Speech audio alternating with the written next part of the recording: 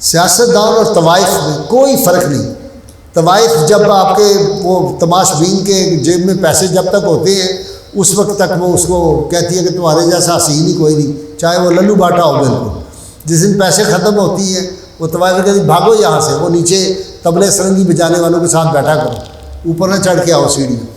یہی بالکل سیاستدانوں کا ہے۔ میں آپ کو نام بتا سکتا ہوں۔ اس وقت ایک مرکزی وزیر ہے، بڑا اہم وزیر ہے، مجھے مسجد نبوی میں کھڑے ہو کے اپنی پارٹی کے لیڈر کو گالیاں دے رہا تھا مسجد نبوی کے اندر، اور مجھے کہہ رہا تھا سارے بڑے کنجر ہے جے اے تے میں انہوں 5-10 کروڑ روپیہ نے خرچ کرنا تے تاں انہوں لفٹ کرا دینے، یہ پیسے نہ ہوتے تو کسی سے واقف ہی نہیں بنتے۔ یہ حال ہے۔ ان لوگوں سے اپنی محبتیں، اپنی وفاداریاں ختم کریں۔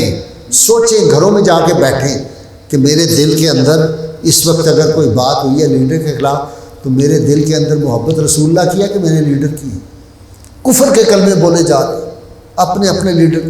کوئی کہتا ہے جی میرے لیڈر کے جلسے میں آنا جو ہے یہ 10 حج کے برابر ثواب ہے، کوئی کہتا ہے 100 کے برابر، کوئی کہتا ہے جی دنیا میں رسول اللہ صلی اللہ علیہ وسلم چلے گئے تو دنیا کا نظام چلتا رہا، اگر ہمارا لیڈر چلا گیا تو دنیا کا نظام ہی ختم ہو جائے گا، یہ دنیا قیامت آ جائے گی جی، ختم ہو جائے گی۔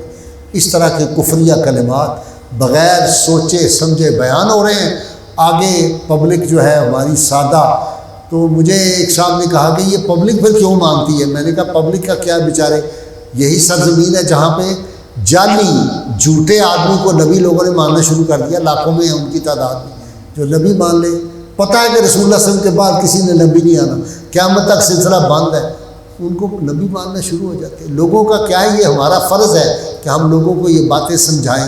ہمارا کسی سے کوئی تعلق، کسی سیاسی جماعت سے کوئی تعلق، اور میں پورے پاکستان میں کسی جماعت کو دینی جماعت نہیں سمجھتا، کہ سب سیکولر ہیں۔